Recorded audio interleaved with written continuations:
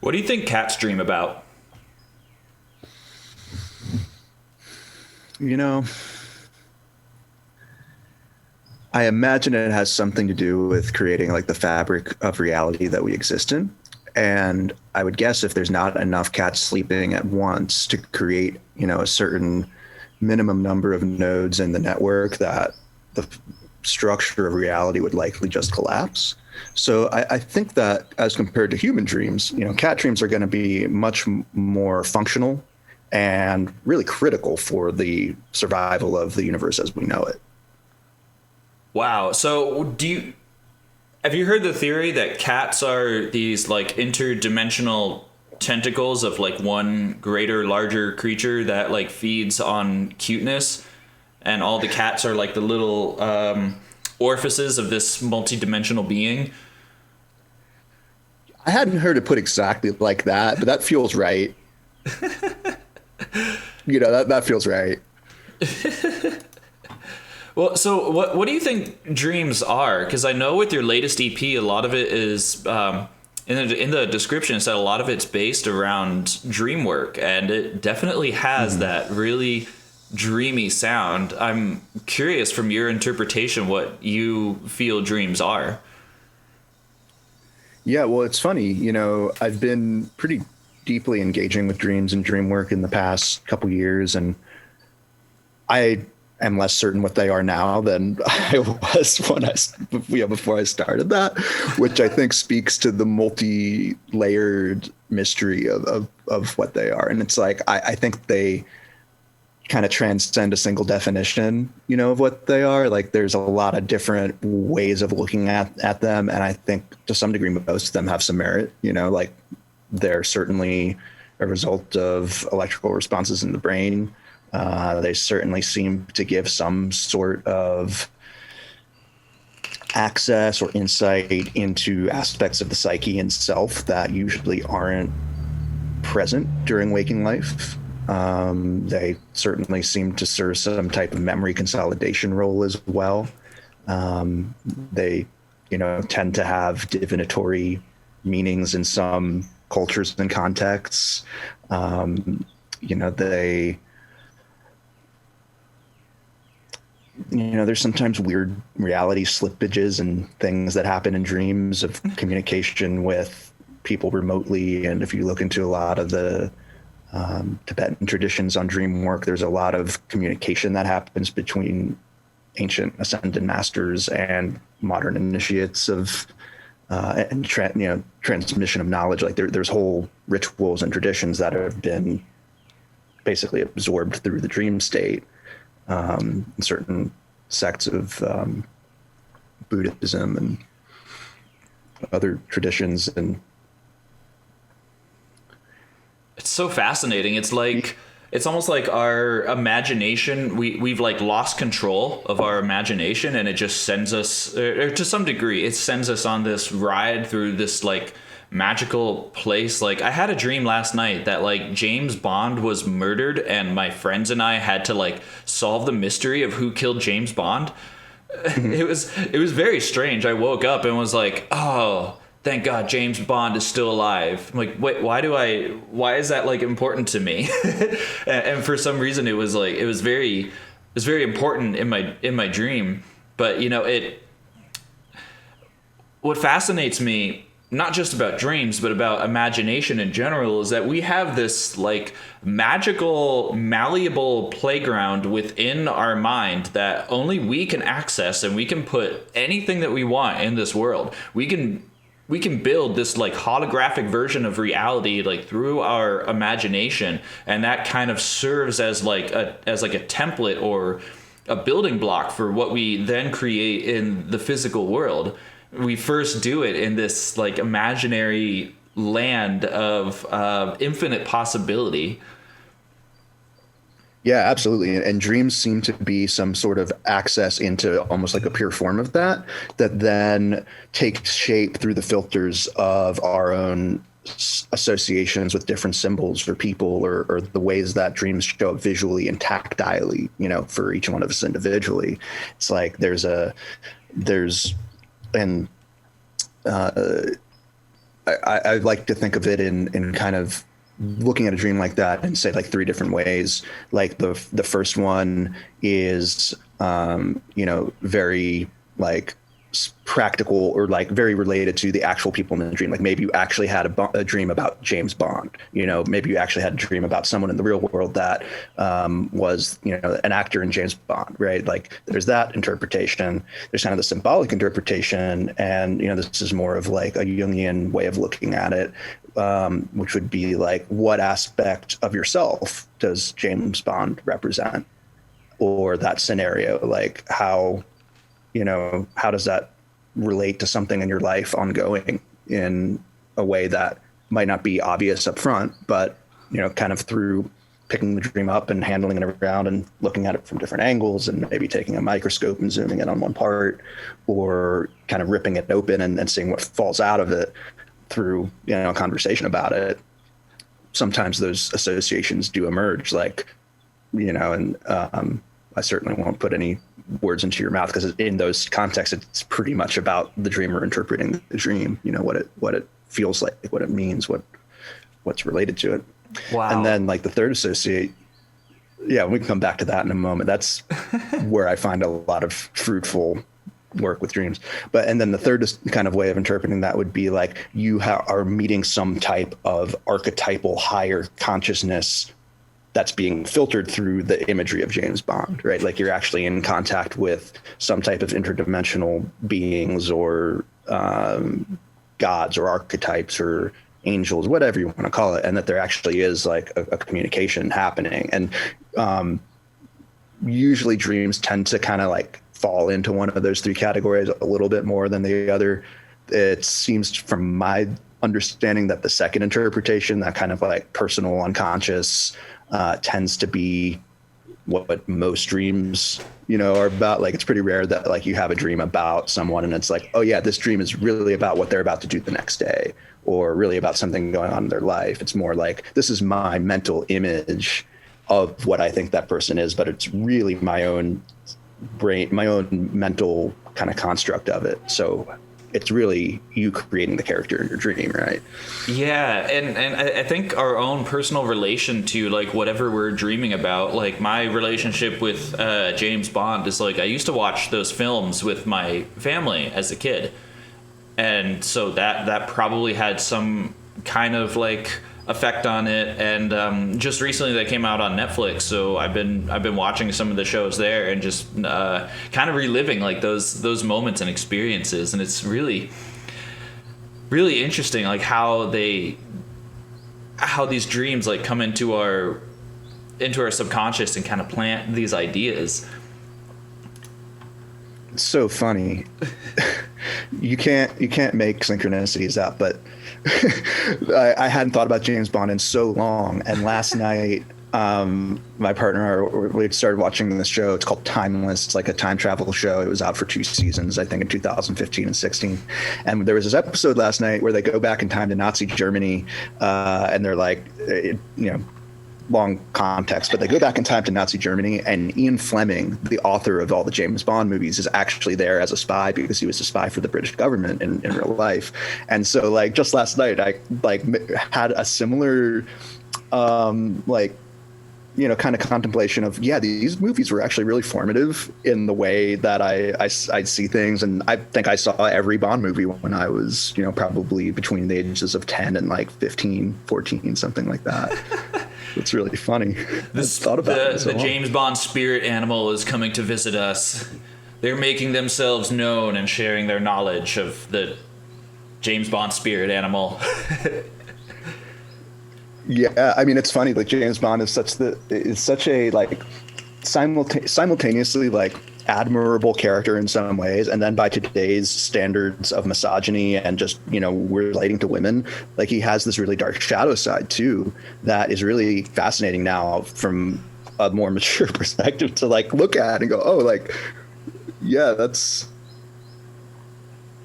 it's kind of sleazy, you know. Yeah, that was what I thought. The But last also time I saw the fantasy. movies, I was like, wow, this is like actually pretty sexist. And like this, and 10, 20 years ago when I was watching these movies, I like didn't think anything of it. But like, yeah, within today's context, I see it and I'm like, whoa, this was a blockbuster hit back in the day. Yeah, and yeah. it still technically is.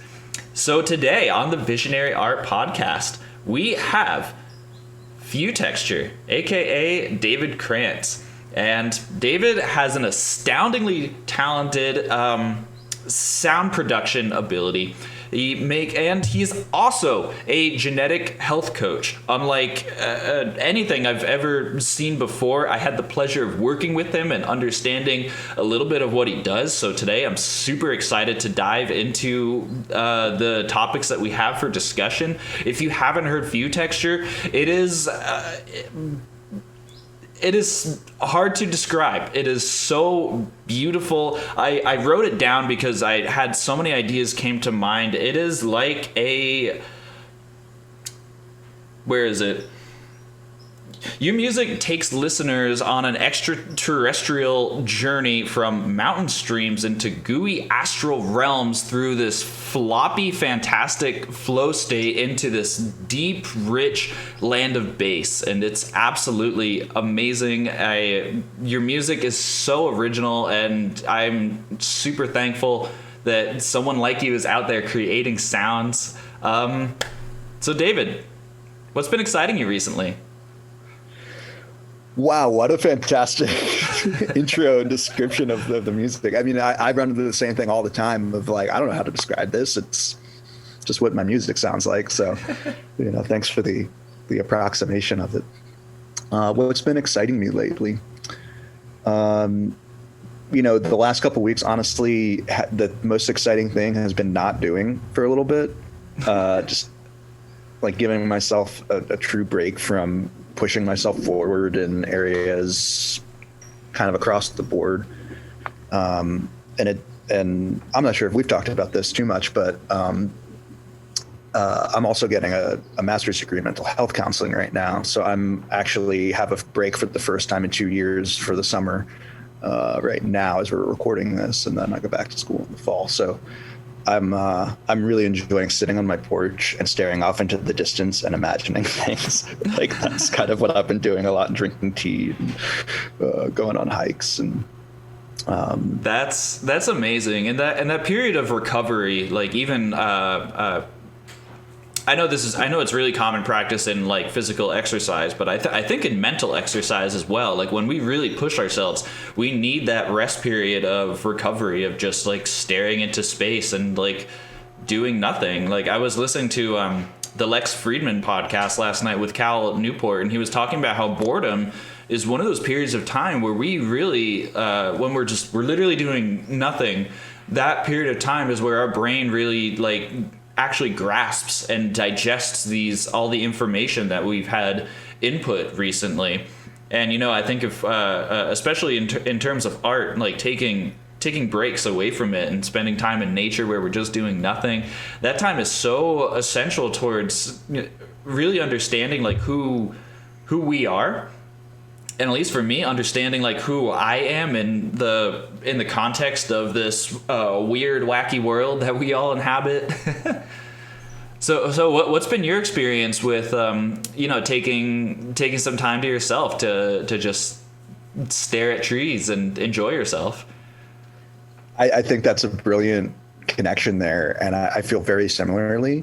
That the ups and downs need to both be respected for what they are in terms of productivity or in terms of contemplation. The act of like you were saying before, everything in the physical world tends to exist in the mental world before it's formed. So giving the incubation time for new ideas to emerge and for things to synthesize and, for kind of parts of myself to catch up with the rest of my being that needs some time and space to really think through things or feel into things. And, it's, the recovery comparison to exercise, I think, is really important. And it's something that like I talk a lot about with my coaching clients around any type of habit change or any type of like, implementing a new routine or ritual or thing, which is a lot of the work I end up doing, about really honoring the fact that there is going to be this kind of up and down swing, like, kind of just imagine a sine wave of like times when you are just doing everything you want to be doing and other times when, it just doesn't make sense with your life flow or there's no motivation for it or whatever it is. And recontextualizing those times as like not doing good enough or falling off the wagon, or in the case of art or music, like not making enough or not producing enough, and kind of taking away that moralistic interpretation of it of like, this is bad, this is what I shouldn't be doing, and starting to look at it as the other half of the coin that's necessary and important. And ideally with each time you kind of make a swing like that, you have a better understanding of what it feels like to say be on the downside of it and how that might be actually useful, how you can actually make space for doing other things or operating in different modes of consciousness in terms of like, there's a very specific type of focus you need to create art all the time. Some people are very blessed to be able to do the thing where they're like, I just show up every day, 9 to 5, I create for myself, and it's a ritual. And some people are really good at that. I personally have recognized that this is not how I want to create, and I really enjoy just kind of being led around at the whim of the muse sometimes, and just being like, all right, it's a good time period for this, versus I need to force myself into something that's uncomfortable. Like I do that with other things. There's definitely aspects of my life where I benefit from doing uncomfortable shit. But for me, I have found that that's not what I want my art and music to be, especially like that. The practice of that is something that feels really organic and flowing. And so I'm kind of an outlier, I think, in terms of my own perspective on that idea of like, you just show up and create and that's it and you're done. Like, I'm so happy for the people that works for, but that's not me. So do you get down to work like when the inspiration strikes, like whenever it strikes, like, or because it sounds like you're saying that you don't really like block out specific time to do it. You kind of just act on the impulse to create when it shows up. Because in my opinion, that's when some of the best work shows up, is when we're feeling really inspired, especially with art. Like there's other things in life that we can kind of like push ourselves to do and like create something. But I feel with art, when we're feeling like really passionately inspired about something, that's when we really create the best work. So it sounds like you kind of just lasso the muse when it shows up and just write it in the moment. The muse lassos me. So I like, yeah, definitely. And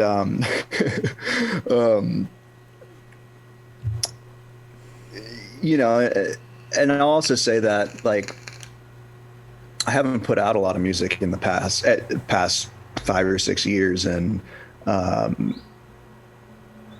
I'll be kind of vulnerable here. I mean, it's the result of some pretty significant emotional and relational trauma that I needed to resolve. And, I in a lot of ways lost some of the openness to inspiration through circumstances and things. And I think part of my process now is like clearing way for inspiration to come in. And it's 100% related to my own internal process. And that's actually like the album I just released, the Underground EP, basically spontaneously emerged in like the course of a week. Like it was like I wrote that over 5 or 6 days, and it was basically done. After that it was just cleaning things up. But it was like it was 100% tied to my own process of working shit out on my own. I was like, oh good, it feels cathartic to write some music about this, I'll do that, and like as a bonus I get to release it to people. But I'm kind of in this place now with art where it's like it has to feel right for my own process. It has to be and I'll say this too, like the industry, any type of art industry, pressures artists to make a lot of content, make a lot of art, like put things out there. And if you're trying to make it in that kind of sense, which I certainly was in a younger period of my life, and that's just no longer how I feel like I want or need to approach it. And it feels really liberating from that perspective to be like, I just am truly making this for myself right now. Like, I love that people like it, but that is so far removed from my initial like relationship to the music. It's very different than I used to feel about it. It's like there actually used to be a real clinging and like frustration with lack of, popularity and like being seen. And I can kind of track that process actually through my music and through my releases now of like how I relate to feeling validated by people, Yeah.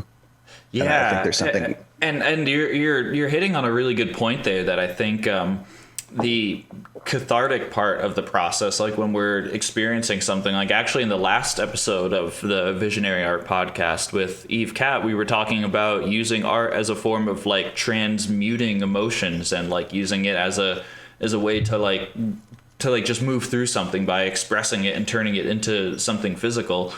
Which in my experience, I've almost never made anything that I think is like worth sharing when I was in like a really wompy state of mind or like really going through something. Because that artwork that I create when I'm like processing something is generally a lot different than what I normally create.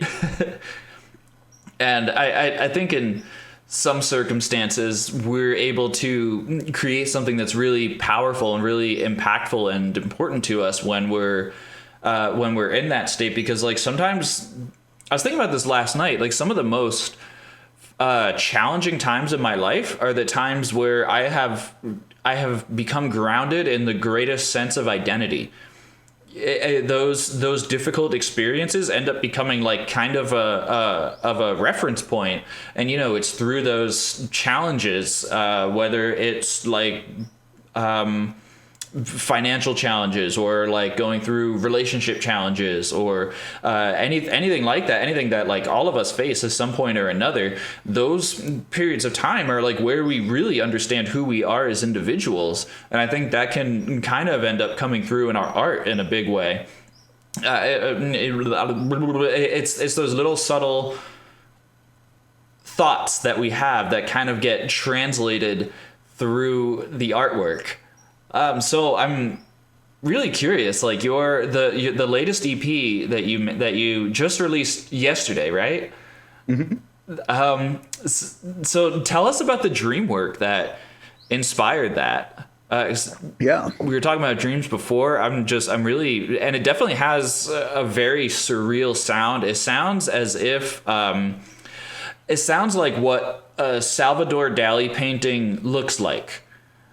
It's like just very beautiful, very like well composed and like really strange, but also very familiar in so many ways. So I'm really curious what your process was in creating that album. Yeah, that's the highest compliment. Thank you. That it sounds like a Dali painting. Thank you. Yeah, it's funny what you're saying. I'll lead in with what you're saying about how these thoughts, emotions, feelings, experiences kind of get naturally embedded into our art, almost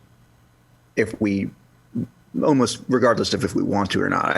I feel personally that I can turn up the faucet on that or not. Like sometimes I can be like, I'm going to, intentionally think about this experience and kind of put out what it sounds like to me, and I've done that. I released an album called Experiential Topography that was very much based on that idea of like the process and playing with that. Like I'll frame this album by talking about that album a little bit.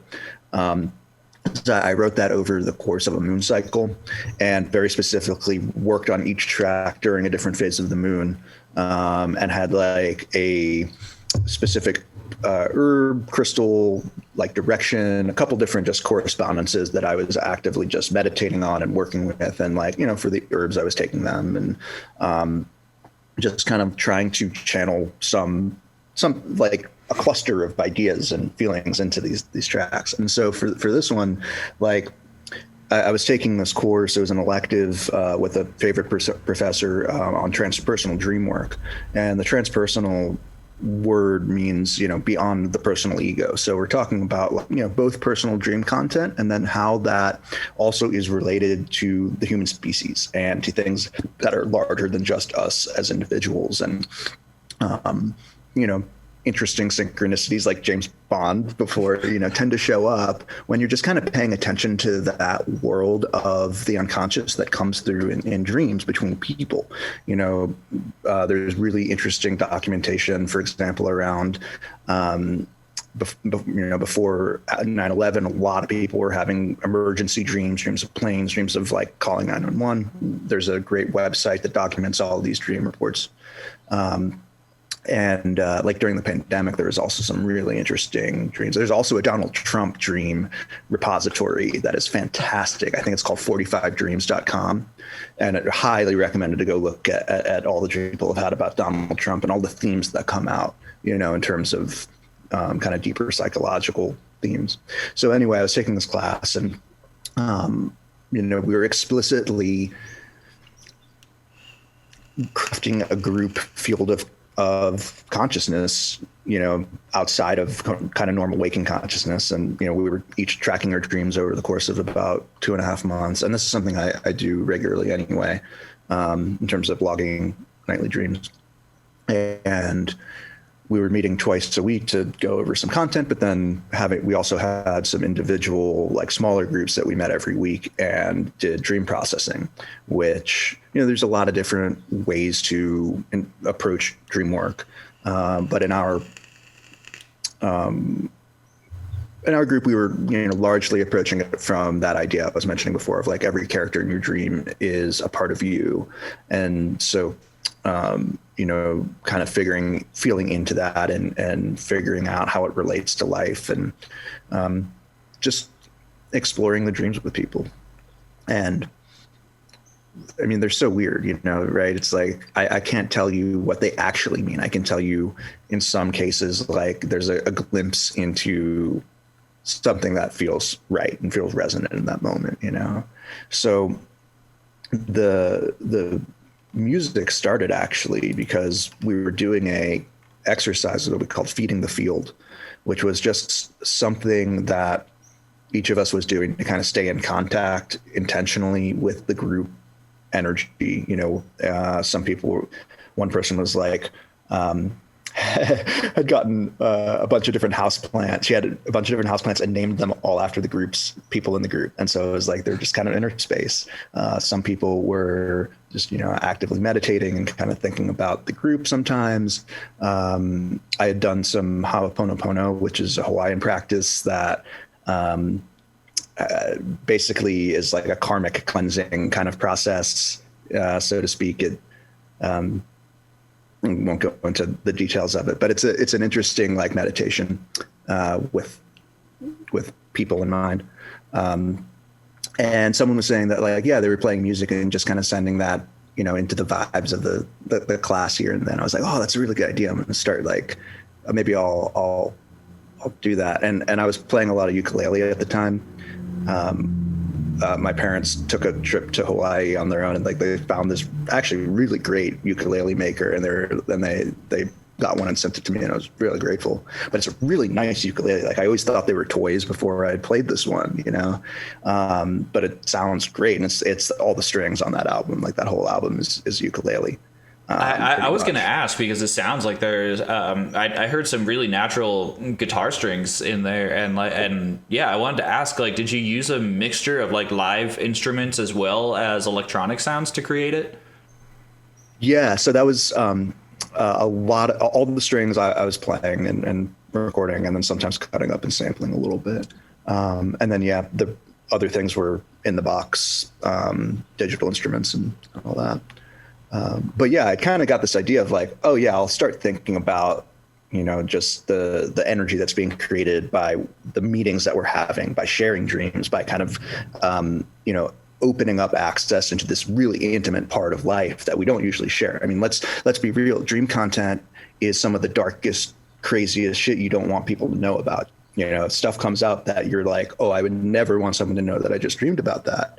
And, that's the thing, is is where the shadow lives, the personal shadow, the cultural shadow, all of these things that are taboo and, unable to be expressed in day-to-day conversation because it's not culturally acceptable. All that stuff gets relegated to the dream world. So, Right.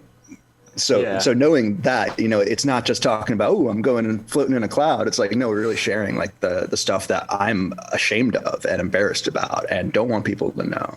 And, opening up that door and creating a really tight container, in that group and class to be able to feel safe doing that. So it was, pretty intense in a lot of ways.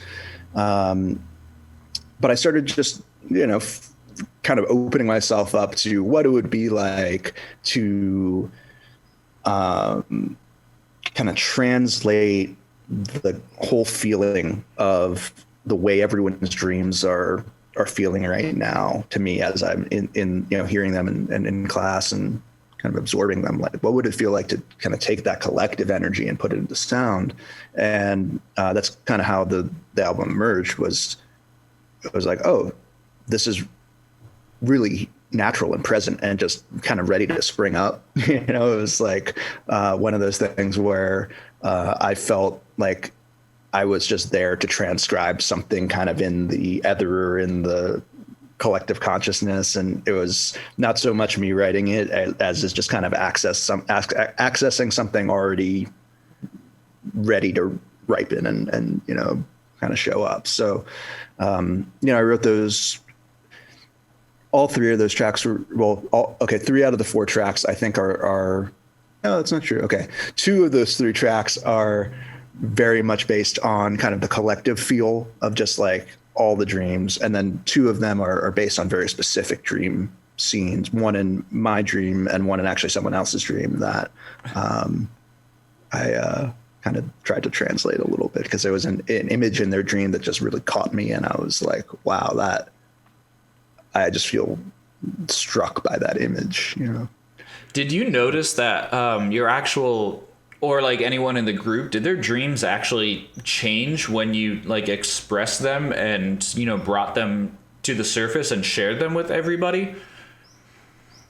Yes, and that's one of the interesting things about doing dream tracking in any kind of long-term way is you see the evolution and change in dream characters or in places or in these themes that emerge. And so I mean, that's one of the most fascinating things, is for me at least, is kind of seeing the mirror in something in my dream that changes, and I'll use an example. Like, can't believe I'm going to share this. So so I used to play baseball when I was a kid, and I had this baseball coach on my high school team who was a total dick, just really did not get along with them. We talk about, if you bring up misogynistic, like James, kind of hyper masculine, just and mean, kind of a bully, like kind of one of those people that proved himself by bullying people in high school and never really stopped, So anyway, me and him really didn't get along, and it came to, I actually quit the team senior year. Like, I was actually a really good baseball player, especially in middle school, and kind of just lost interest over time because I really didn't like this coach. But he was a dream character that showed up in my dreams for years and years as someone who was like antagonistic and like representative of conflict and this like sense of like you're doing something wrong, you're a bad person. It was like there was this just, it didn't feel good, right? And so this was maybe he would be in my dreams until I was like 25 or so. I'm 32 now, so this is kind of in the past, which I think is why I'm able to share it a little more fluidly. But I had this dream one time where we were on a baseball diamond, and there was like major upheaval in my life at this time. This was actually right around the time period I was saying, like, there was some relational trauma and stuff that kind of led to me needing to step away from music. And it was kind of in the beginning of like a recovery process from that. I had this dream where him and I were at a baseball game, and we had this conversation where I was telling, and he was also a hardcore kind of conservative Christian guy, and I was telling him in the dream that I was like, I really get where you're coming from with, you know, your convictions and beliefs in Christianity and Jesus and all this stuff.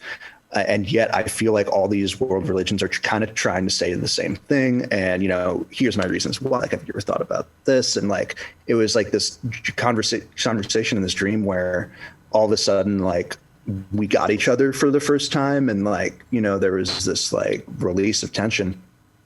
And it mirrored this process that was happening for me around being in a different relationship to my own inner authority.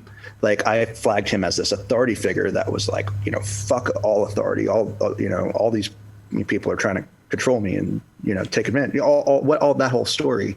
It was right around the time where I was like, kind of reestablishing a relationship with, there actually is a usefulness to discipline and authority when I'm the one who's wanting to implement these things or you know, establish boundaries in certain ways. And like, since then I've tracked that dream character in other transformations that also kind of mirror that theme. And so like, you know, it's very personal and subjective, but I feel like that's maybe an example of how something might change over time. And then there's a, you know, kind of a correlation to something else that's going on. And it's like, and it's one of those, you know, is it the chicken or the egg kind of thing? And, you know, it's just kind of this glued together both and thing, I think, you know. And having that authority, especially someone who's just, was he like motivating in a way that was like, oh, he's pushing me to be my best self, or do you think that like he was kind of like projecting some other ideas that were put onto him back in the day? Because I feel that kind of attitude, that kind of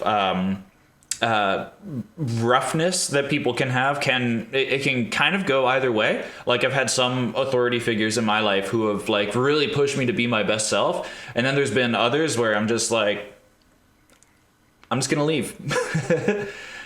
So yeah. Which camp do you think that he fell in? Do you think that like overall, like in the end, that it ended up being like a positive experience? Because I'm all about taking the best possible lesson from the most difficult experiences. That's something I've been trying to transmute for the last decade entirely.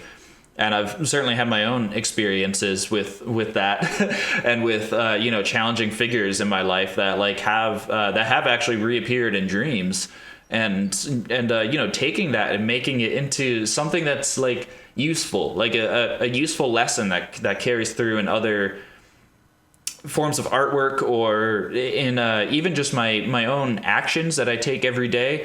Having those kinds of experiences, we can always transmute them into something that's really helpful, and like seeing it in somebody else is what gives us the ability to like have awareness towards it, and have awareness towards like when we're starting to do it. And over time, that self-awareness kind of builds, and it makes us, in my experience, it makes us more pleasant to be around. And I think that's a really useful thing. So I'm wondering if you having this challenging authority figure back in that time of your life, if that like overall gave you a better outlook on life. Wow, that's that's a really great question. Just appreciate the framing of that.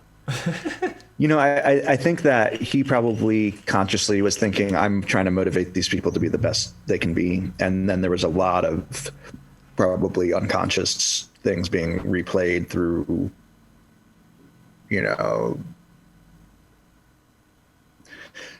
like he was definitely taking out a divorce, you know, on us, you know, in some ways. It was that kind of thing. So, I mean, ultimately, yeah, I look back at that as something that is now water under the bridge, in a sense of like, you know, I understand probably a lot more about what shaped his approach to life in a way, you know, and so I think I have a lot more empathy for him, you know, and for a lot of the kind of people in my, you know, teenage years that I flagged as like authority figures that I should definitely rebel against in every possible way, and not listen to anything that could possibly be useful. Kind of reclaimed some of the potential wisdom that was there. And, I generally come from the perspective of people are doing the best they can, so, but yeah, I would say that ultimately, like, that experience has shaped and grown me in ways that are positive.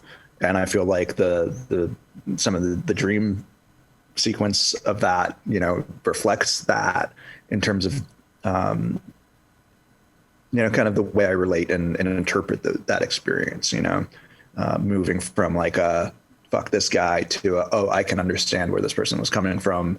And I actually can kind of like, hold the paradox of, on one hand, being kind of hurt and like annoyed by this person, and like actually feeling like I don't even want to do this thing I love because this person's involved with it, in terms of baseball, to perspective of, seeing how I actually, was immature in some ways in my response and that kind of thing.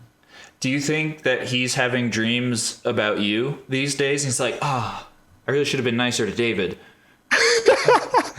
I hope not. I mean, maybe if that's the result, but yeah, I don't know. I mean, that's the mystery of dreams, right? It's like, who knows how, I mean, it's funny, like a lot of my dream content and characters is people that I know, people that I know from high school or middle school that I haven't talked to in years and years. Like, for whatever reason, my brain likes to put them in my dreams and like just use them as symbolic representations of whatever it is, like, and so, I have to, and this actually fucking happened in that dream class where one of my classmates, actually, you know what, I can't really share. I will say we dreamed about the same person, and it was a very interesting experience.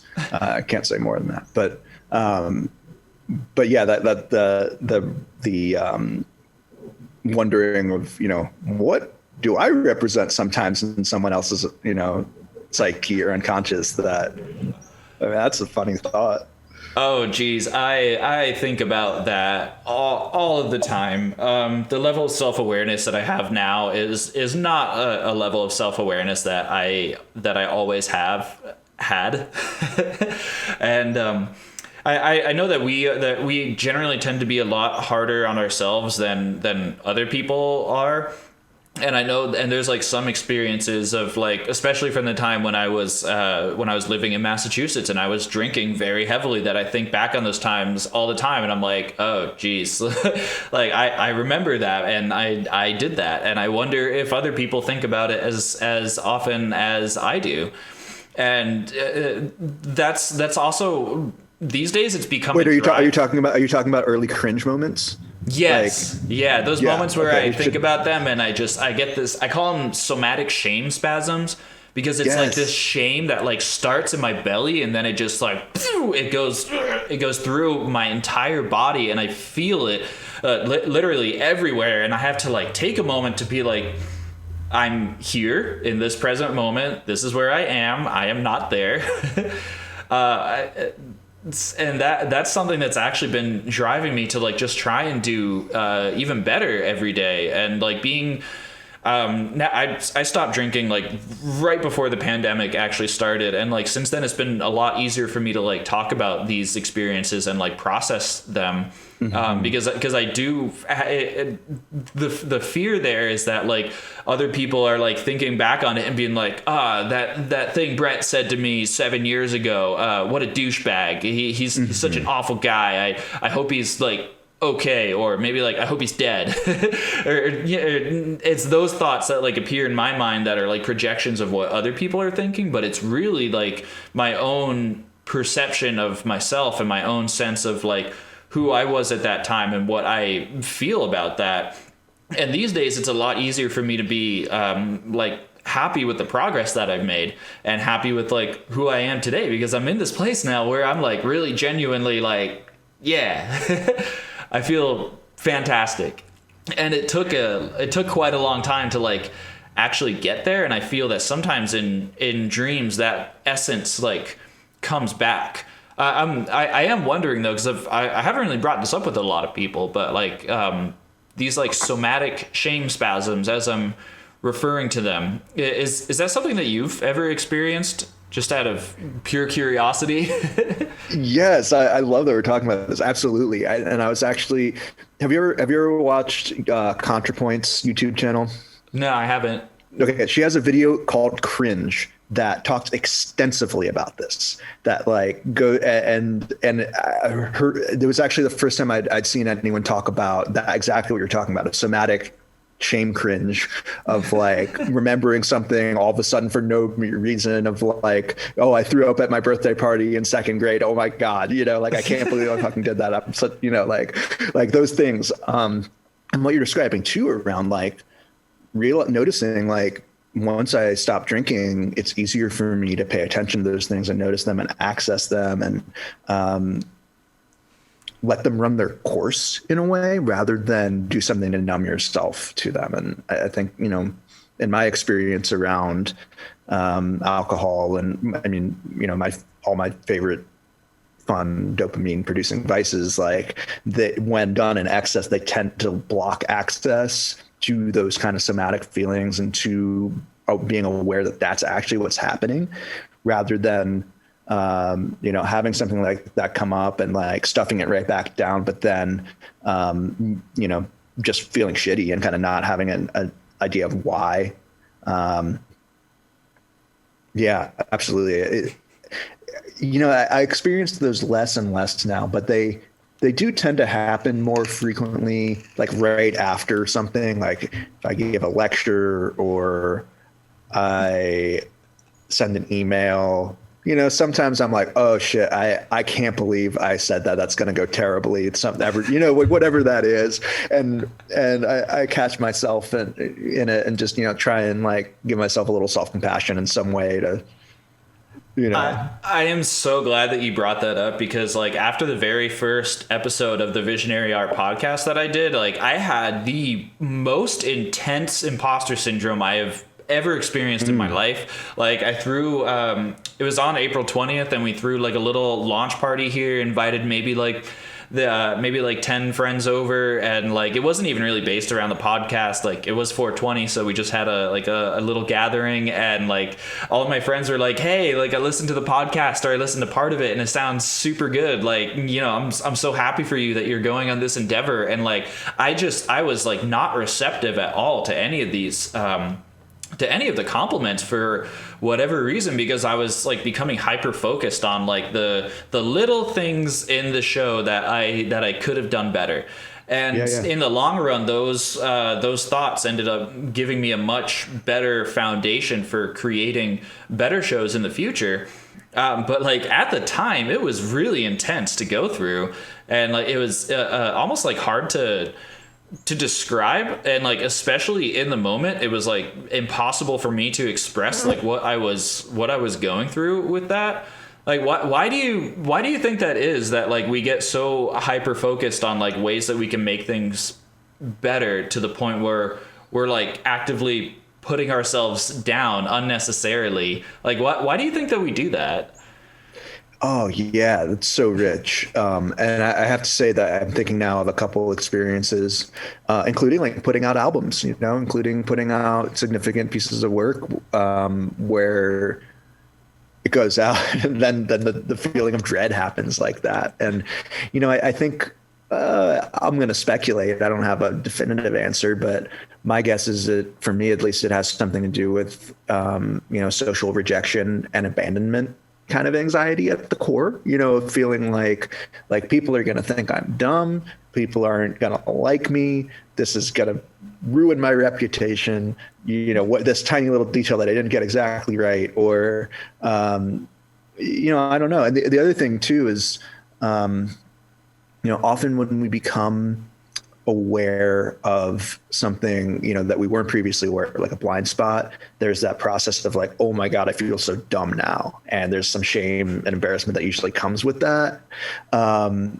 But like, there's also simultaneously just the pure benefit of being aware of something that you weren't aware of something before. And it's like loosening that process of like, of kind of self-directed, there's something wrong with me because I didn't know this about myself or couldn't see this before. And I feel like there's something related to that feeling because it feels really similar to me. Like somatically, like it has a very similar resonance of just, you know, feeling. I mean, there are some, you know, when we put a lot of time and energy into something, it feels like a part of us too. And I think there's an aspect of,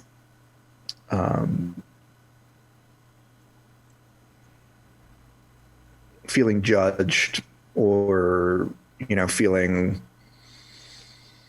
uncertain about the way people are going to respond to something that is like a really intimate carrier of some of, you know, our innermost truths and emotions and all that as artists. It's like, there's a real rawness to putting that out there, and then like, being subject to the critics, you know, it's like there's and the uncertainty of it too. I forget what I was watching recently, but they were talking about cortisol and uncertainty, and how uncertainty is like the largest cause of stress in our society. Is just like not really knowing what's going to happen can just create like the most inner turmoil for us. And I know from what I've experienced, those times of reflection where I get to look back on something that I did a couple years ago. It's something that like I maybe right after it released, I was experiencing a lot of that like inner criticism. When I take the time to reflect on it and look at it from afar with a bit of distance between myself and whatever project or event that it was, then like I feel much better about it. And I realized that, like, you know, all of that inner criticism that I heard was actually pushing me to be better. And it was actually pushing me to make improvements and become better at whatever it is that I'm doing. And I get an understanding of, like, what it is about this project that was, like, so important to me at the time. And what about this, what about our process we can improve, like, during that time. I've been experiencing this a lot with the painting, and you mentioned before that one of your albums was made like during the different moon phases. I started this artwork. This is the first test proof. I love the people who listen to the Visionary Art podcast, so I'm going to show you this test print of this artwork, which I am super excited about. My goal was to have it finished by the next full moon, which is going to be this Saturday, and it is technically finished. And the past couple days, every time that I've been working on it, like I've said that it's done like every single day, and then still continue to work on it. So I'm curious, like, if you ever have that like neurotic sense of creation within your music, where you like hear this one part and you're like, no, I need to change it slightly. I need to make this sound like just half a decibel louder, like just little fixes that like only we really notice. Like, do you have that neurosis within your own creative process? Oh yeah. I mean, that's like 80% of it. And, you know, it's funny. I very much wrote this current release underground as an antidote to that, like trying very intentionally to not be perfectionistic about it and just to let it be what it is, and really try and, you know, not go back too much and overthink it. So, like, you know, I left the drums pretty simple and plain in this album by my standards. And I had to like, just let that be okay. Now I will say, like, by nature with music, I get very perfectionistic. Like, I want everything to be exactly perfectly layered and, you know, timbrally right and all these things. And, it's not that I don't enjoy that. I wanted to challenge myself not to do that this time so much.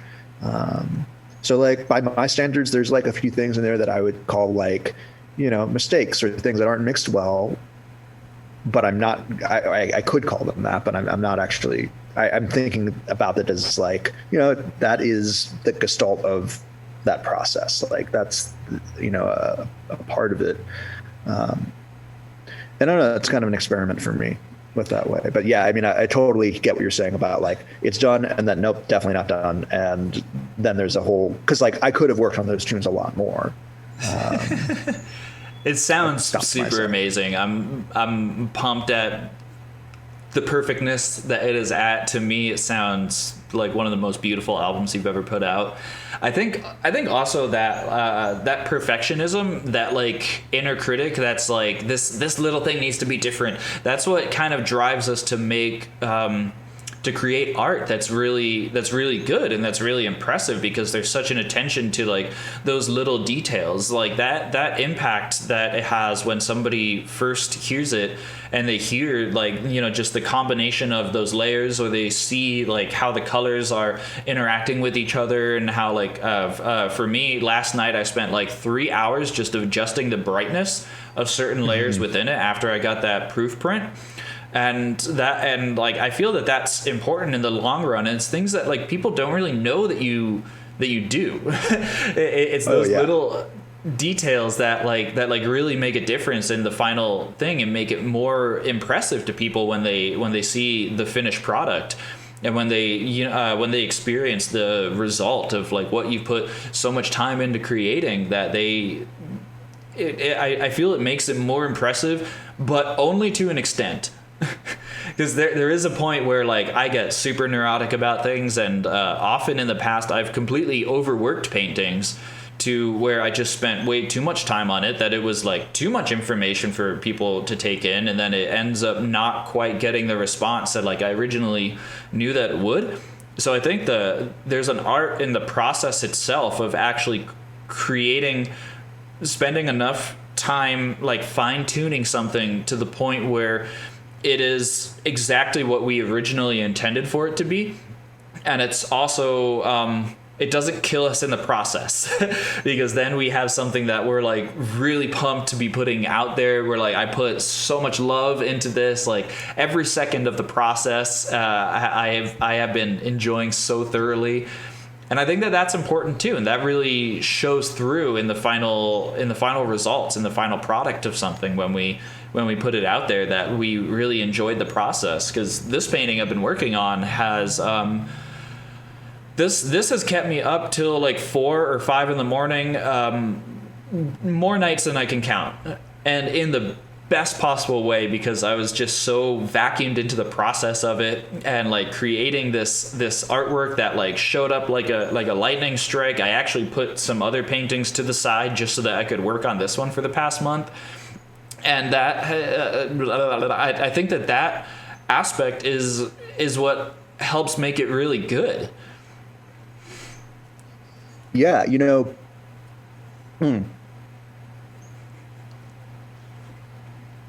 the process of really letting go of, I don't know, I hesitate to even call it perfectionism, because you're right, it does drive that desire for something to be fully formed in this way that you want it to. Like it can be perfectionistic in kind of like a nitpicky negative way, but no, it's really more of like a drive to see a vision in real time, in reality, that hasn't existed before. I mean, that's what motivates me the most for sound, is like I want to create things that I haven't heard before.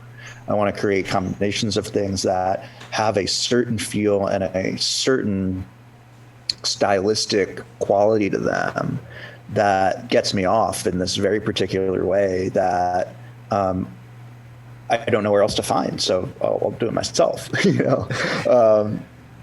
but yeah, I think it is a matter of, I don't know. Now it feels for me in a way like with this last release, it's almost like project to project. It's like I have a certain mode that I go into when I'm like, I'm going to just take this to the nth degree here and, spend all the time doing the tiny little tweaks that, no one's ever going to know on their own, but they do build the whole picture together. They build the whole foundation of it in this important way. And then other times where I can let some of that go. And like, I think another thing that I'm sort of feeling into right now personally is like, I used to be such a fucking snob around music and art, and like it be like you were saying, like it be around identity, be a really core important part of my identity to like, like the cool, like music that no one had heard of, and find and dig things. And I'm glad that that's, something that I enjoy and do, but it doesn't feel like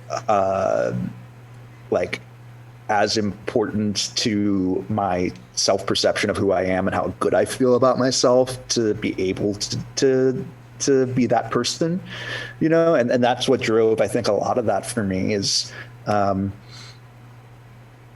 its core, simultaneously, like a sense of true passion about the art, but also some insecurity about myself. So now I'm sort of like reclaiming the passion for it and the deep enjoyment of the aesthetic, like in a different way. And my process right now is sort of like kind of letting myself get back in touch with that passion and that like curiosity and excitement by art and music in a way that, it kind of comes from a different place. And yeah, I feel like to some degree this album was just kind of a test of that, of like, all right, like I'm going to make some music and I want it to feel a little bit differently, come from a different place, be for a different purpose, and, not have as much obsession kind of built into it in a way. Absolutely.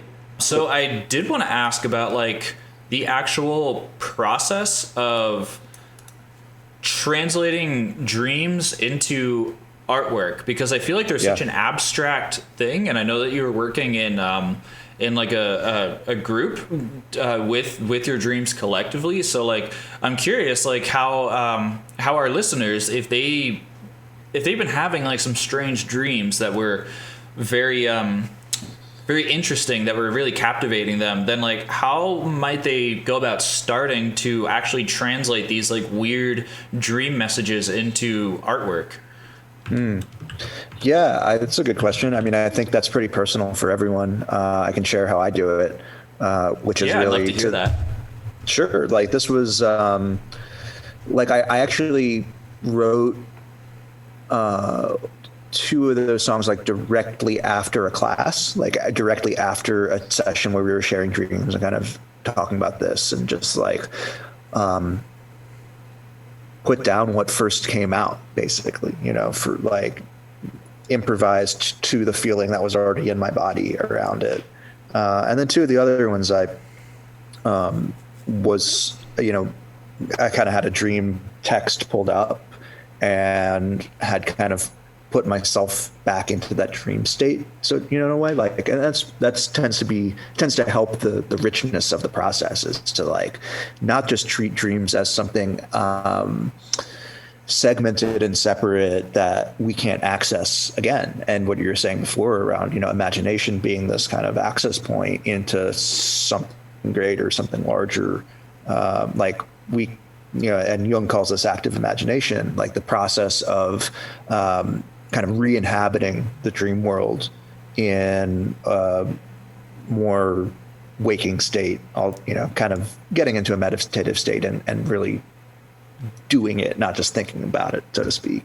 And there being information that can be accessed, or I mean, even the act of interacting with a dream character again can sometimes yield information, or like, and the idea is like, well, not the idea, but like oftentimes it's surprising when you go back and do that and you're like, oh, there's this world is still going on. It kind of has a life of its own, and I'm observing it and getting to participate in it.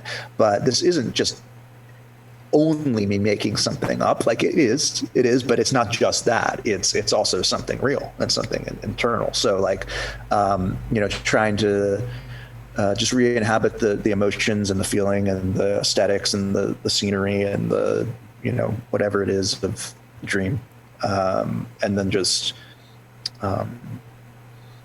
try and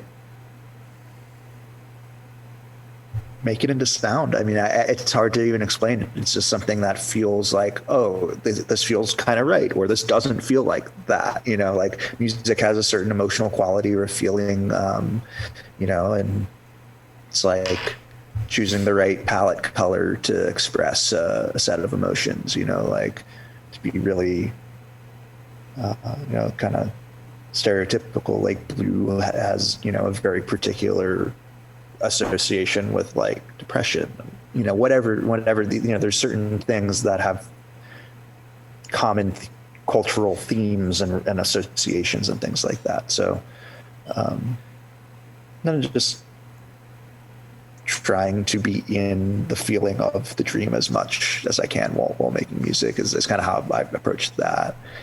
And if you purchase the album on Bandcamp, which all of the proceeds from it are going to go to support the Native American Rights Foundation, which helps indigenous people secure ancestral land and, you know,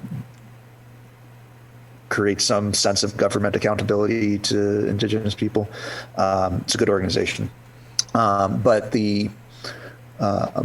if you purchase that on Bandcamp, it also actually comes with a little PDF of some dreams that were happening for me while I was writing this album. So you can actually read some of them and you can re-inhabit my dreams with yourself if you'd like. And wow. You know, yeah, I definitely want to ask about the NARF, but first, though, I want to talk about my artwork, The Angel of Nightmares, because the being that's in this artwork is a creature that has visited me multiple times in dreams, and the day after I'll see it, something in my physical world will happen, like a very positive thing, like either a lot of money or like someone will contact me out of the blue that I've been meaning to speak with. And it wasn't until I did a sketch like of this entity that like those ideas really came in. So it's almost like the imagination was like, you know, connecting me to this dream world in a sense. And as I was writing it down and like just kind of really recalling like the state of those dreams, that I was like really getting vacuumed into it. And I really love what you said about getting into it right after the class and like right when all of those ideas were still really fresh. And that's so cool that you included a PDF that like allows us to visit like the dream worlds where your music came from. That's super interesting.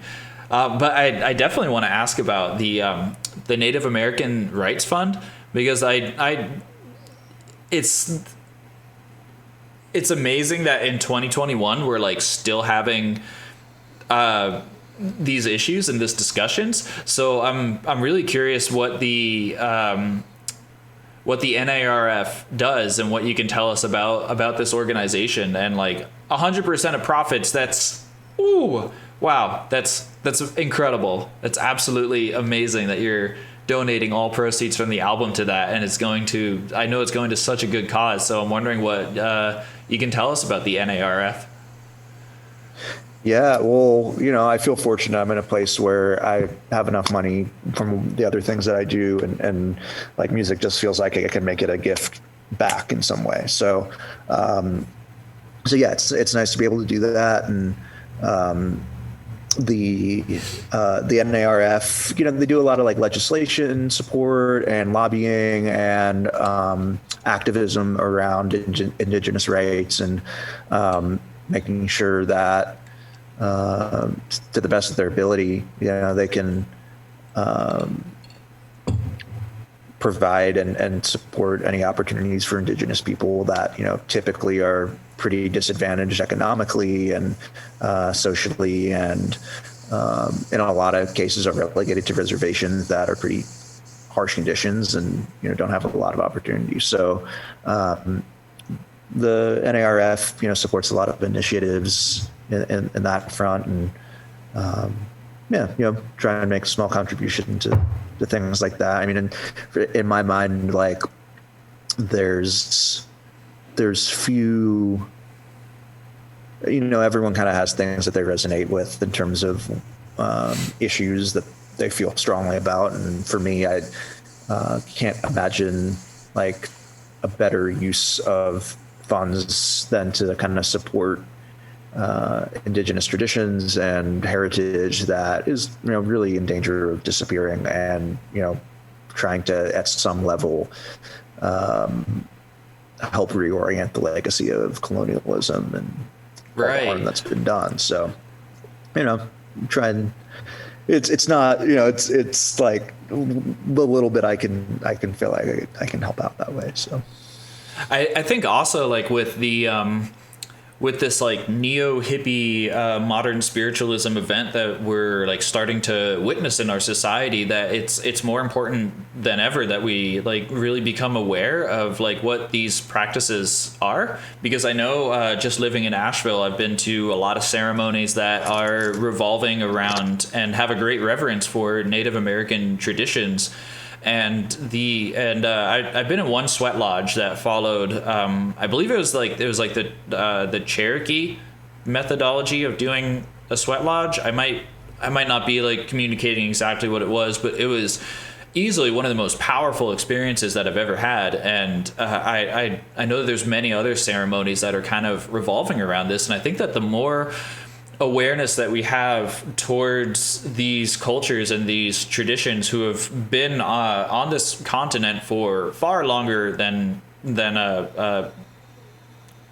colonial people have, I guess if that's the word to use, we know what it means. And having that understanding of like what these cultures are gives us a greater sense of like how we can connect with the land, how we can be more mindful of the environment, and basically just interact in this area in a way that's like really actually giving something to the land, that's like really truly leaving the land looking and feeling better than it was when we found it. And by supporting this organization with all the proceeds from your album, it's helping other people become aware of these, because I'm sure that many people who've seen the album have like gone and done some research on it and then like found out something that maybe they didn't know before. And I think the more that we collectively are paying attention to this and are understanding these cultures, then the more benefit that we're actually going to see within ourselves, and like it's going to inevitably create a greater world for all of us. And I think that that's something really important that we should all be aware of, and making some kind of practice to see like how this kind of fits into our lifestyle and how we like what we create in this world. And I think that's really important. Yeah, I agree. And I'll add to that I think on one hand, yes, it's really important to understand and educate ourselves about traditions and cultures that most of us have superseded in a lot of ways on this land. And simultaneously, while re-engaging with some of the wisdom of how to be in relationship with the land and the other than human, simultaneously while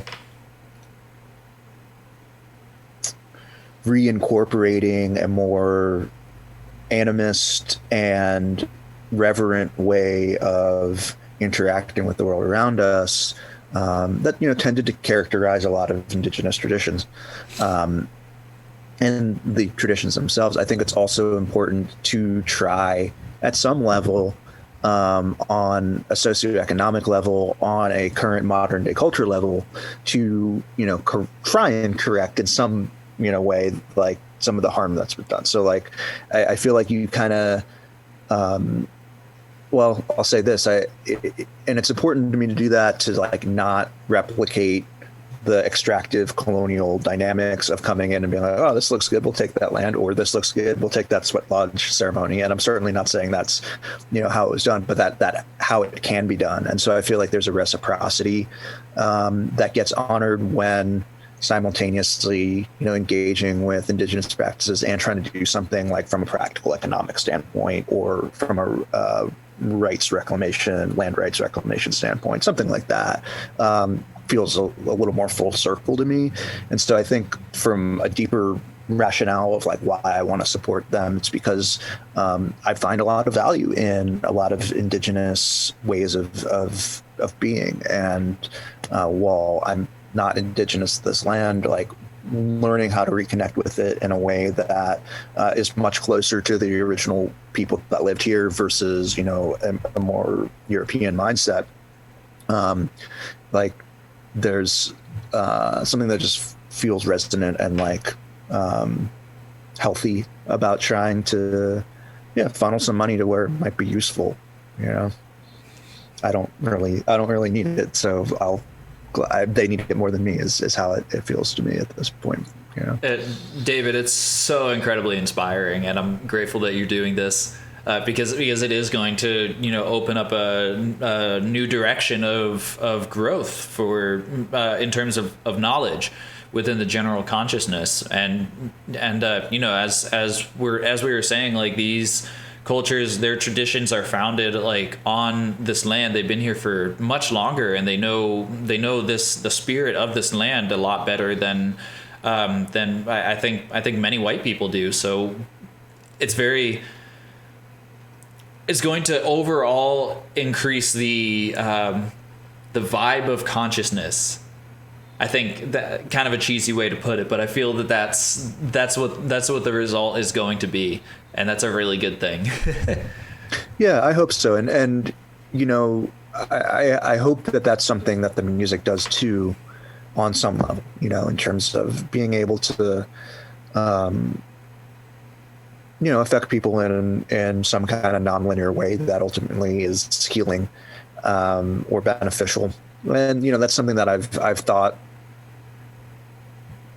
knowing how music has been important in my life, like hoping that can provide that for people. But I've also gotten really frustrated at times, feeling like the music does, like there's nothing tangible that I'm seeing from this. Like, is this just masturbation? Like that loop of like, what is this really doing? And so I'll say that like doing a lot of the work as a coach and a counselor, like fills that role for me of feeling like, okay, yeah, I can help in that way. And music doesn't need to like feel like it's that's the only way I can contribute in like a tangible way. I'm a lot more like comfortable now being like, yeah, the music's going to do whatever it's going to do. Like, maybe it helps people. Maybe it just floats out out there as like a interesting aesthetic mixture of jumbled sound. But either way, it's like trying to. I feel like creating art in like a socially responsible and kind of holistic way involves some, for me at least, involves some type of, whether it's just raising awareness that, hey, this organization exists, or trying to like bridge the other side of some of my own personal spiritual and philosophical explorations around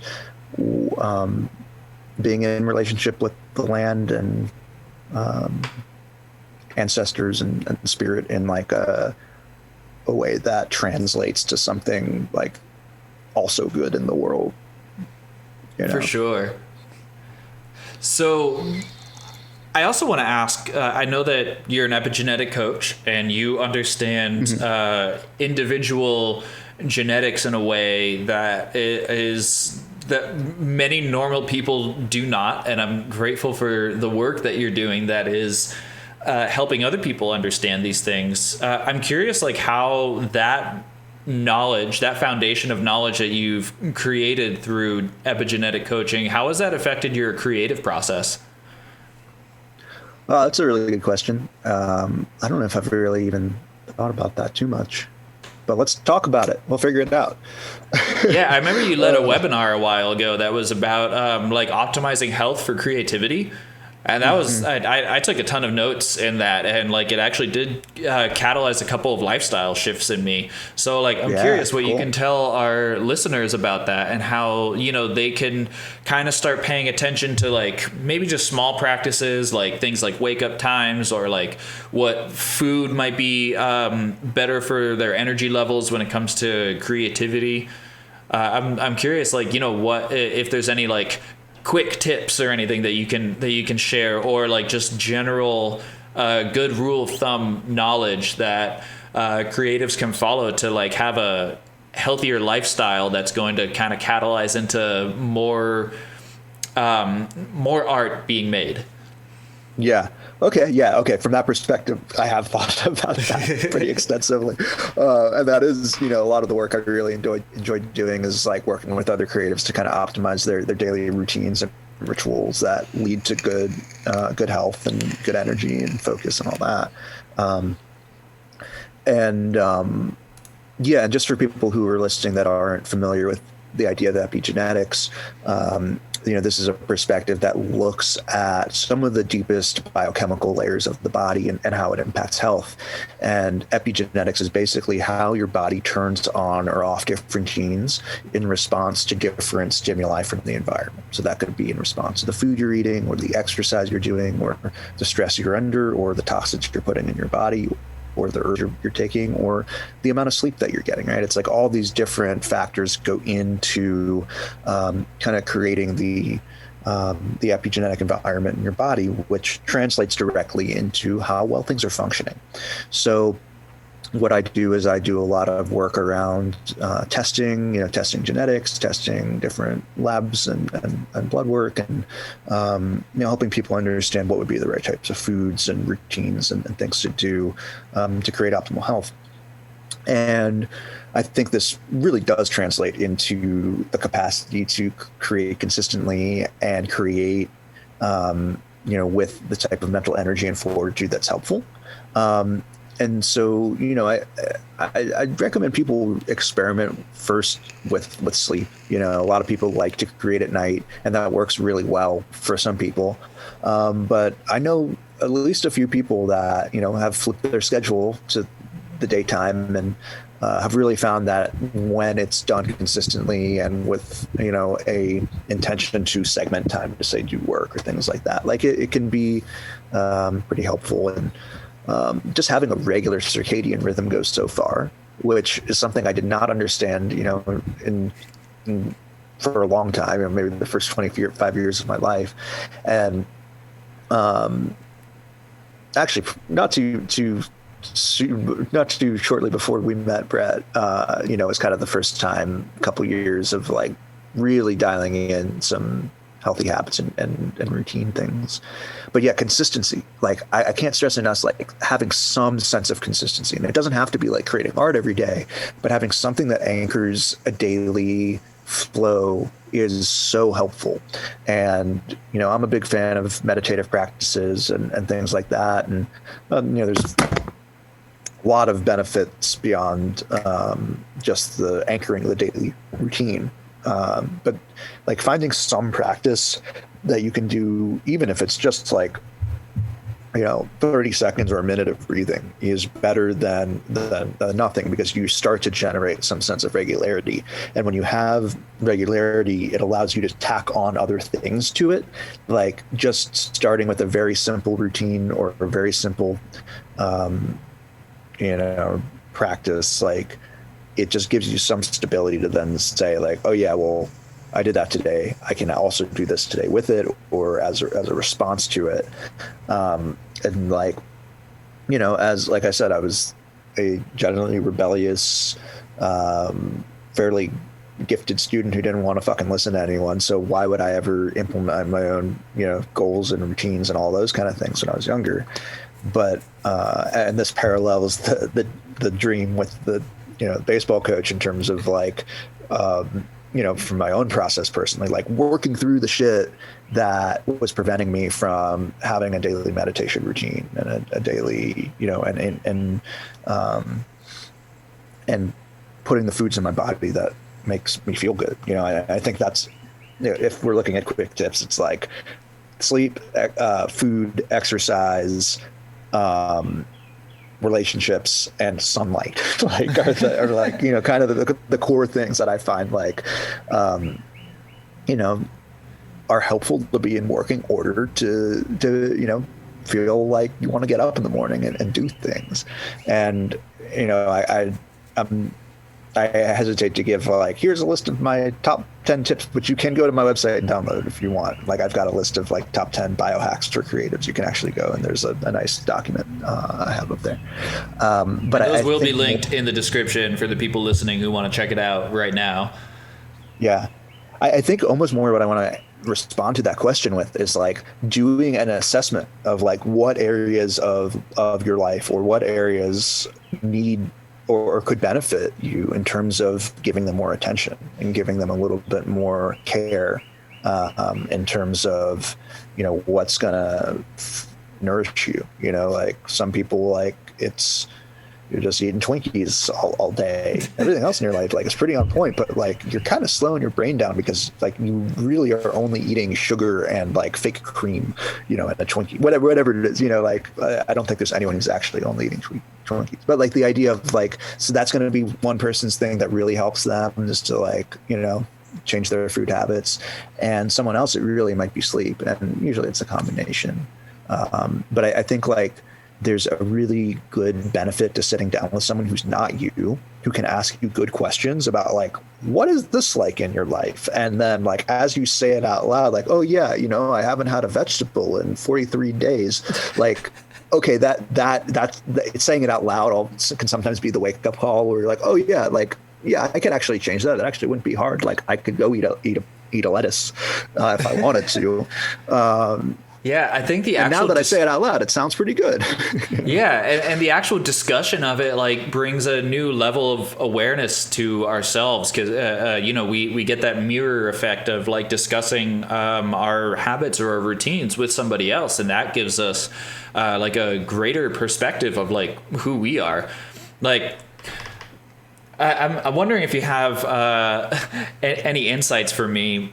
Sleeping in is a challenge I have been challenged with for years, for countless years. It's like waking up at consistent times is like by far one of the most difficult things for me to do because like I am self-employed. Like this is my office and my studio where I create from, where I make an income from.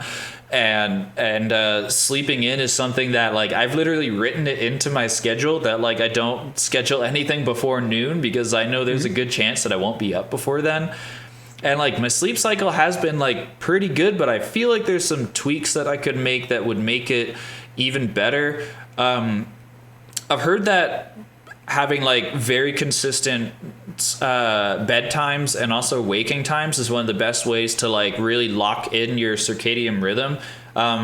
Do I just need to like try harder to get more consistent with that?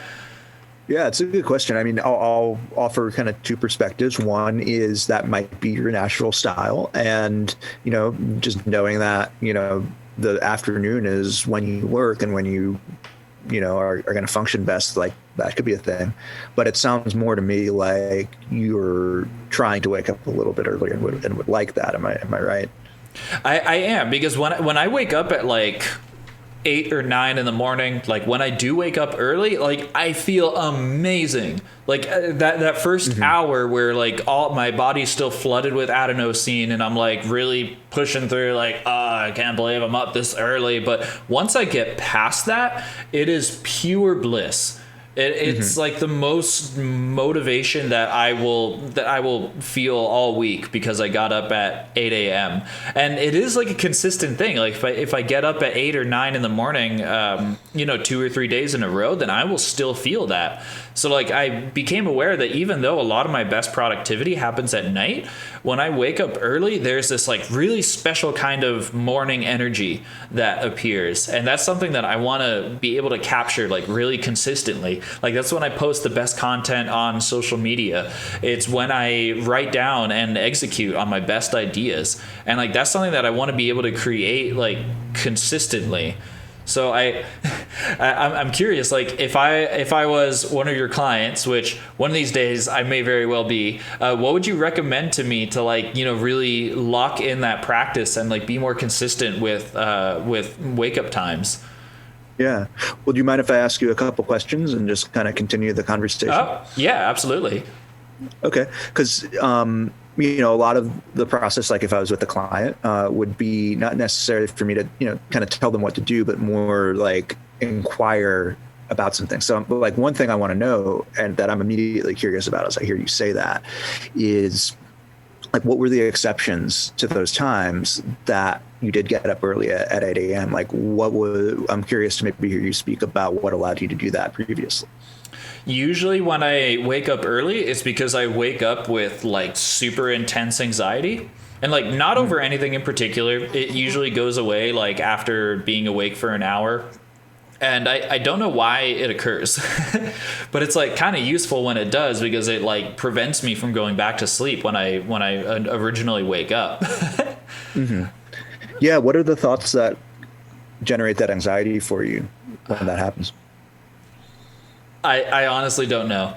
It seems like kind of random when it does appear, and like in a way I'm like I wake up, I'm like, oh, this is uncomfortable, like I need to get up and do stuff, and then that's what kind of gets me into the flow of things.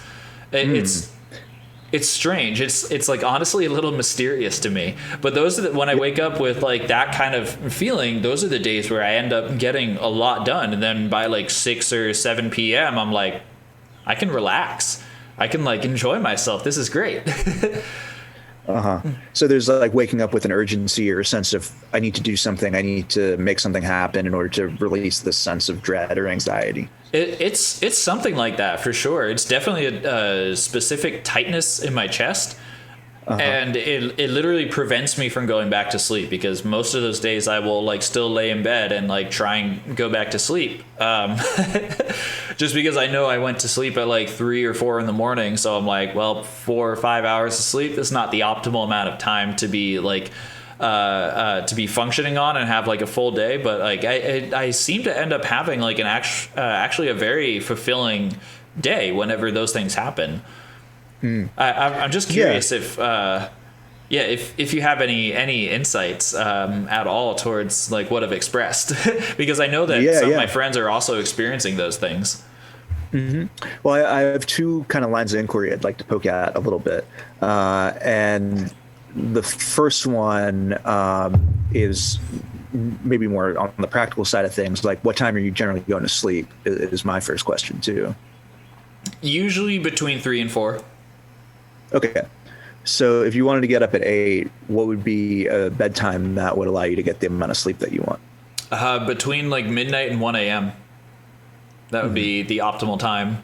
Because I usually function best on around like 8 or 9 hours of sleep, I've noticed. And I know that like that number is different for everybody, what that optimal amount of sleep is. I know for me about 8.5 hours is usually where I feel like the most energetic throughout the day. Yeah. So then my question would go to, what would be something that could allow you to go to sleep at that time? Like what does your evening routine look like? And sometimes I find it's helpful actually more to focus on kind of your bedtime shutdown routine than, kind of forcing yourself to get out of bed in the morning. Because, ideally what you want to do is, around that, 8 or 9 wake up time, like that's when your body's like, I don't need any more sleep. And just kind of timing the amount of time so that it actually feels shitty to stay in bed and get too much sleep. Like that's the that feeling of being groggy when you wake back up. Is a pretty good motivator for like finding that early morning bedtime sometimes. So like I would actually want to focus more, on what you're doing at the nighttime side, maybe more so than the morning. I'm usually making art like right up until the moment where I'm like, okay, and I have to like peel myself away from the studio and the art process, because like around that time of night, when it's late night, usually I'm like deepest in flow state. And like I said, last night I was for 2 hours, like up until I went to bed, I was just adjusting the brightness on this painting. And like now it looks phenomenal. I'm excited to see the next test print because I know it's going to look so much better. And I know that it's like, it's different for everybody, correct? Yeah. And I think that maybe it's worth experimenting with how to generate that flow state at other times, and because it sounds like from a pro con benefit analysis, if we were to go that direction, like, yeah, the pro would be waking up in the morning and you'd be refreshed, but you're also on the con side losing some of that flow art time at night. And I can see that as, maybe a motivating factor not to change and wake up earlier. Yeah.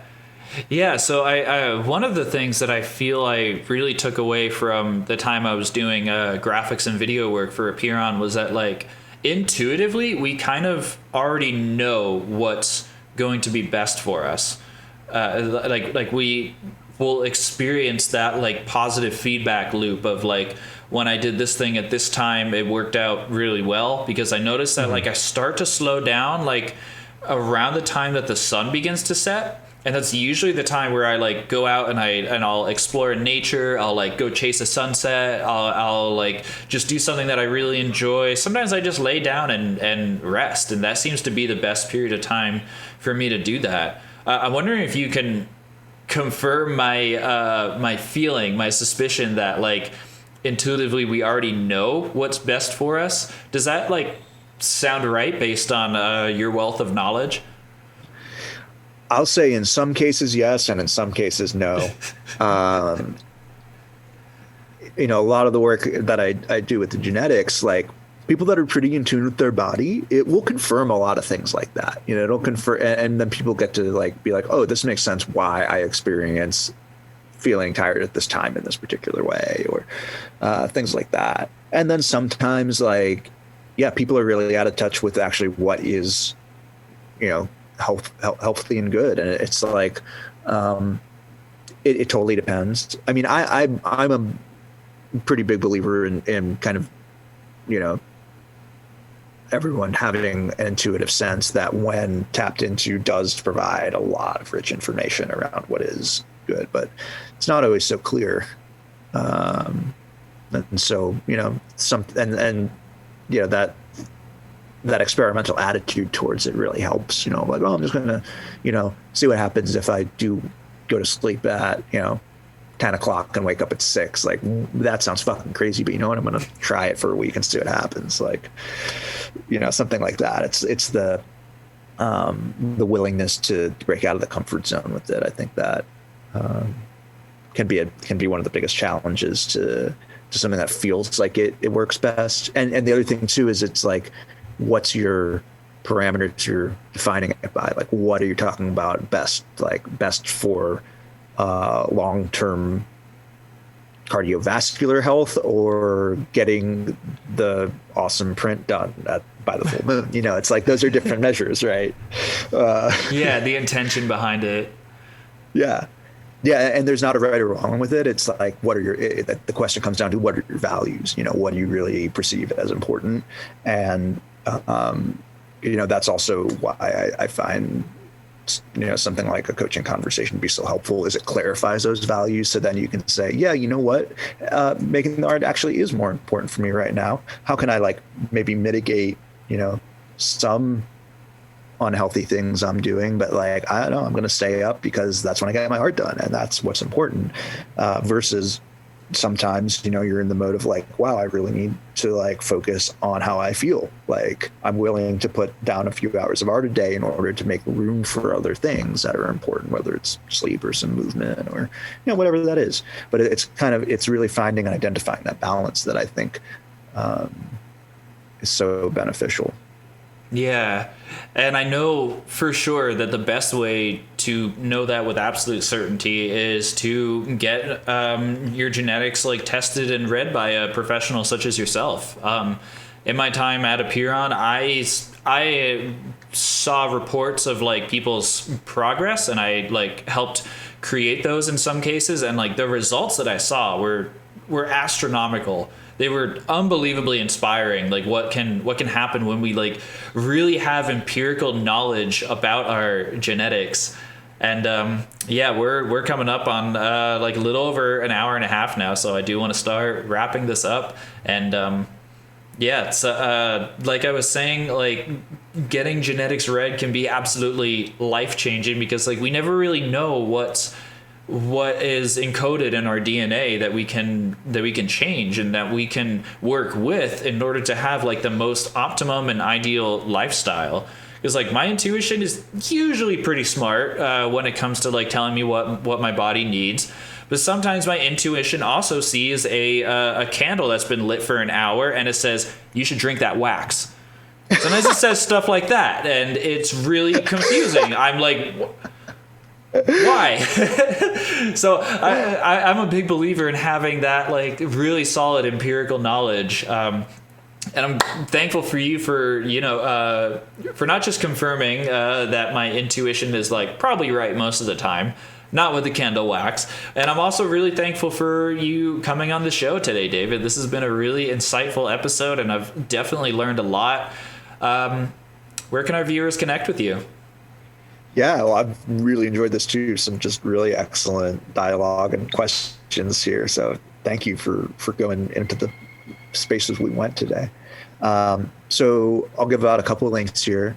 If people are interested in any of the coaching work or learning more about genetic testing, or we didn't really talk about any of my work with cannabinoids, but I also do a lot of work with genetic differences that cause people to respond differently to cannabis. So I've got a bunch of articles on my blog on david-krantz.com, david-krantz.com. That houses kind of my professional coaching side of things. And then for music, you can check out Futexture on pretty much anywhere where fine music is disseminated. SoundCloud, Bandcamp, iTunes, Spotify. If you purchase the new album, the preference is for Bandcamp because that will funnel the most directly into the Native American Rights Foundation. So I hope people go out and check it out. And this was great. Thanks for having me. Yep, all of those links are going to be down there in the description if you want to check out David and his artist project Futexture. You will be really grateful that you did, because David is creating some super unique and I think super important things for this world. And what's next for you, David? Well, I'll be finishing up school over the next 2 semesters. So by next year, I'll be a licensed mental health counselor. Or at least there's a process to getting a license, but I'll be on track for that. I'm going to be continuing doing coaching work. I'm also working on a paper right now that I'm hoping to publish in a journal on group methods for psychedelic assisted psychotherapy. So that is something that I'm working on right now. And which we didn't really get into that side of things either, but I do have we can also link to the publication that I put out last year on psychedelic psychotherapy. Actually, could we go into that? I am really curious to hear your opinion on like using psychedelics with intention for like betterment of ourselves. What's your perspective, your take on that? As a little closing note. Nice little closing footnote in 3 sentences. Yes, would be my response. No, I think there's a vast world of opportunity and interest and peril, and like it's everything at once right now in the way that psychedelics are emerging more into mainstream culture. And I think a lot of the mental health ramifications are really exciting. I think there's a lot of opportunity to learn how to incorporate them into the healing process and transformation process that's useful and helpful for people. And I think there's a lot that can be learned from indigenous and ceremonial use of them as well in a more modern medicalized context.